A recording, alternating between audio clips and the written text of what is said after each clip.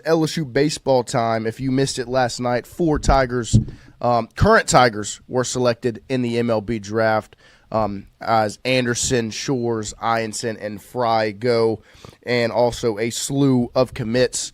We are joined by Jason Armstrong of Inside LSU Baseball to discuss last night and also get you ready for tonight, what you need to look forward to, some names you need to be looking out for from a commit perspective, and hopefully give us a better understanding of why Cade Anderson drops to 3 instead of going number 1 overall. Jason, good morning. Thank you for joining us. Yeah, no problem. Good to be with you guys. How's it going? Doing well. We'll just get it started here. What were your takeaways, your major takeaways from night 1 of the MLB draft last night? Well, I think just the first pick kind of set the tone that it was going to be kind of a wonky deal. With Willets going first, I think that was very surprising. And then to see Bremner go with the number 2 pick, there was a lot of talk that this was going to be a very unpredictable draft. But, I think those first 2 picks kind of just set the tone, and we maybe not so much from LSU's perspective, but there were quite a few surprises, I think, in the early picks, and then kind of all the way through the first 3 rounds. Yeah, what was your reaction to Willets going number 1 overall, and Cade obviously dropping to number 3 to the Mariners?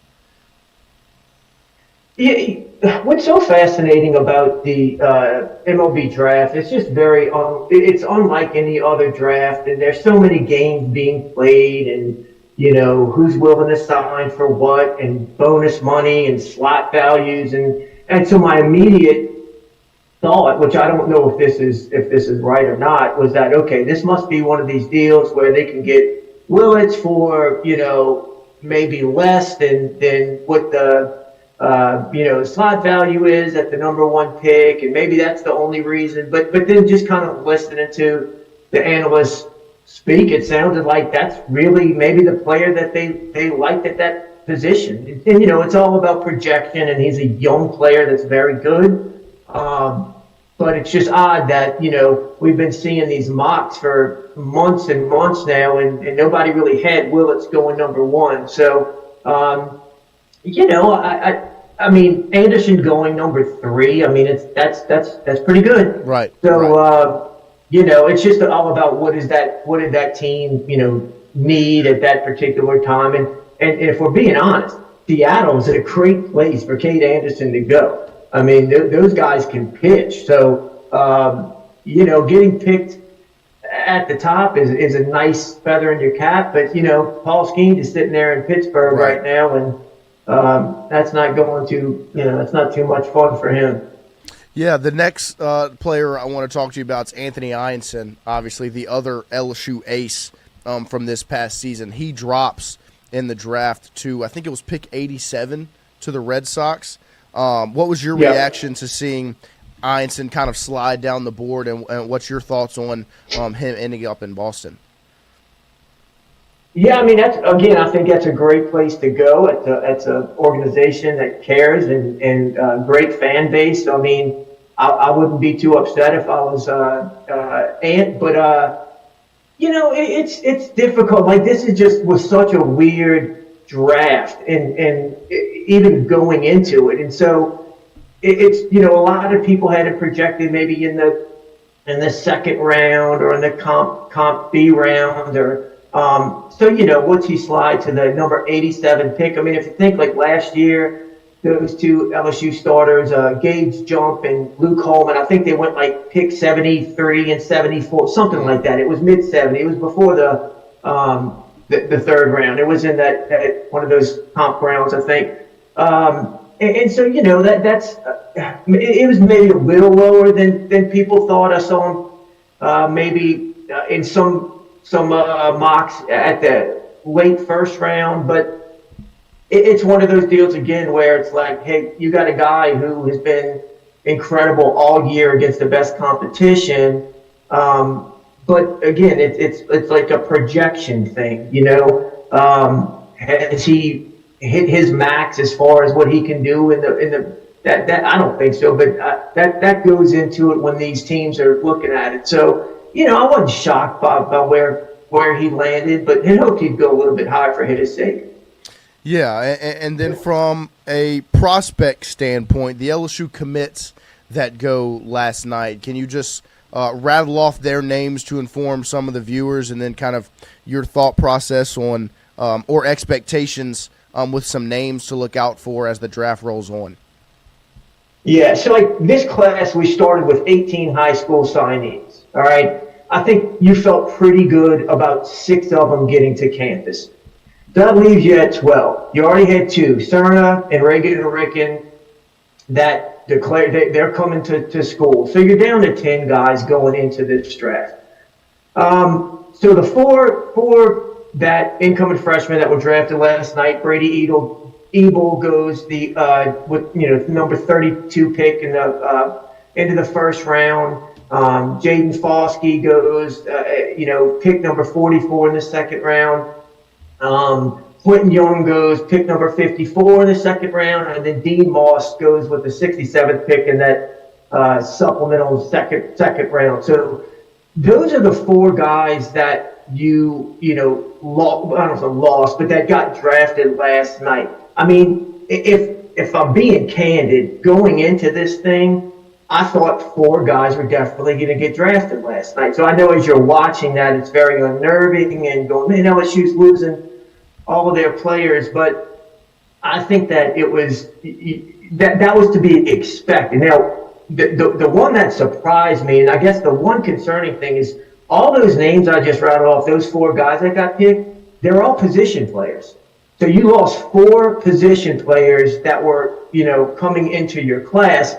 Dean Moss was the one that, and I know some people on Twitter said, well, he was ranked as the 56th pick. That's one service, and there's more to it than just where they're ranked.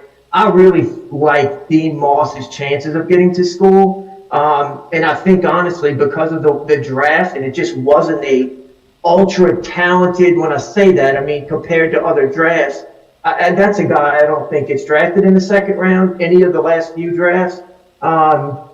And he winds up on campus, but I don't blame him. I mean, he gets $1.29 million. It was the slot value. So that was the one that surprised me, was Dean Moss getting drafted that high up. Yeah, and then what are some of the names to look out for as the draft rolls on from an LSU commit standpoint? Who should the viewers be looking to see if these names get called or where they'll end up? Yeah, so I think one of the big wins from last night, and listen, this doesn't mean they're going to make it to LSU, but the fact that Briggs McKenzie, the big left-handed pitcher, who, if we're just going to use one service that I think everybody's been using, like the MLB pipeline, Briggs McKenzie was slotted at the number 69 pick. And so we just completed picks 105 last night. So Briggs McKenzie is still there. He's a big left-handed pitcher that is like first-round talent. That's a guy that, I was worried about last night going. I'm still worried about him because just because he's still on the board, the hopes is that, hey, this is a guy that is good enough to be in that, $1.5, $2 million bonus type of guy. And now, I mean, you're starting the 4th round and the slot value $722,000. Is this a guy that believes in himself and can come back to go to school and in a couple of years sign in the 1st round? The other thing you have to worry about is there are instances, I mean, it happened last year with, a high school pitcher or even Dakota Jordan where they were picked in the 4th round, maybe the slot value is only $450,000, but a team was willing to pay him $2 million. So you still have to worry about that. Miguel Syme, who's the 86th prospect, he's the big right-handed pitcher that throws 101. Those are the 2 that, as this draft keeps going, you start to feel a little bit better about, because if you can get McKenzie and Syme to school, that would be like huge wins. But those are 2. I think William Patrick, he's the Louisiana outfielder. They had him at pick 90. He's still available. River Hamilton is at 99. Marco Paz, the 103, and then Landon Hodge, who's ranked as the number 164th pick. Those are the guys that are all still on the board that you anticipate that are draft risk. It's just a matter of how many of those can you get through, these next, certainly if they go within the top 10 rounds, they're probably gone. But for our sake, if they make it past there, your odds start to go up a lot. We have a question from the chat. Sabrion Green asks, ask Jason, does he think any of the LSU players in the draft from the team could return? So I guess, if we're talking about guys that could be drafted, so I would think a guy like Danny Dickinson, no, I don't think so. And y'all throw names in if I'm missing anybody. Jared Jones, I don't think so. That's not a guy I would think, that he would return. Jacob Myers, I think that's a guy who's just ready for pro ball. So I don't see any guys like that. So I guess the ones you're watching is okay, what about a guy like Jaden Newt? What about a guy like Zach Cowan? Those are players I felt would return regardless. So, no, am I missing any guys that Chris Stanfield, I think, is a name that's come up a good bit. Connor Ware? I just think, yeah. I think a guy like Chris Stanfield, it probably behooves him to go if he's drafted, just because, you will lose all leverage as a senior. Connor Ware is an interesting one. I think somebody would take a shot on him in the draft, and if I'm Connor Ware and I'm going, okay, this is a loaded pitching staff in 2026. Do I want to go back and scrap for innings, or do I want to start my pro career? So I don't know what he's leaning towards, but I would be surprised either way with Connor Ware, whether he chooses to go or come back. But I definitely, if I'm looking at this today from the players on the LSU team, I'm certainly hoping to Jaden Newt, Zach Cowan, that those guys come back. The one in the chat that's coming up is Ethan Fry. They're asking if Fry is legitimate, if it's a done deal, that he's going to go. Obviously, he's drafted at 95 to Houston. I wouldn't think that he would return because he was drafted, the 95th overall pick. But some of the viewers are wondering if there's potential for him to maybe return to LSU's roster. Yeah, they could give number 16 to somebody else in the incoming class or whatever tomorrow. Yeah, Ethan Fry is not going to be around. That is an unbelievable job by Ethan Fry. Good for him to get drafted at pick 95 in the third round.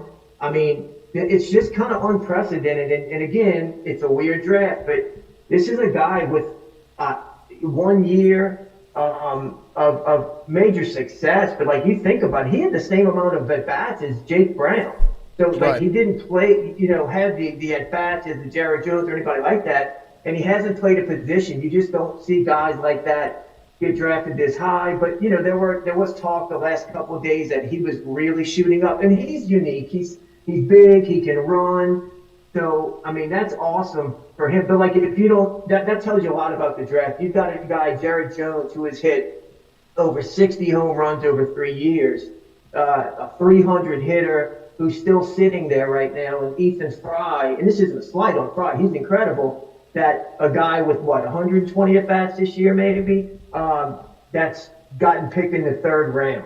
So, just a lot about projection. But no, Ethan Fry is going to be, he's going to go pro. Ed, for Fry's sake, whenever you look at what slot would be, he is valued at $803,000 for his slot signing bonus with being the 95th pick overall. Do you think that he signs for over slot? I don't know. If I was him, I would be very excited to sign for 803, 805, whatever it is, because, again, I just don't think – you go back 2 weeks, I don't think many people had Ethan Fry going that high. I think you had people thinking maybe 6th round, 5th round, and can LSU put together a $250,000, NIL package to sway Ethan Fry. And this is one, I'll be honest, a month ago, I thought Ethan Fry was coming back. He did so well, though, down the stretch. And then you start to think about it. The guy's got 2 rings. I mean, what else is he, what else does he want to do? I mean, he's about as high right now as he can be. He's coming off a great year. So you kind of got to go now is the thing for Fry. I mean, this is he's hot right now. So yeah, I just think that there's a world in which whenever we all kind of thought he may come back, I mean, going in the 3rd round versus coming back, proving you can play in a position at LSU and play every day in the outfield, I think he would become a possible first-rounder, if not a top 15 pick. No, that's true, Lloyd. I guess the only thing is that as a senior, right? Fry, correct me if I'm wrong, he would be a senior. Seniors aren't getting drafted in the 1st round, with that type of money. It just doesn't happen. And listen, the next year's draft is a very, very strong draft. I mean, that's another story. But as good as this recruiting class as LSU has coming in, where do you see next year? So, yeah, I think this is a great spot for Ethan Fry.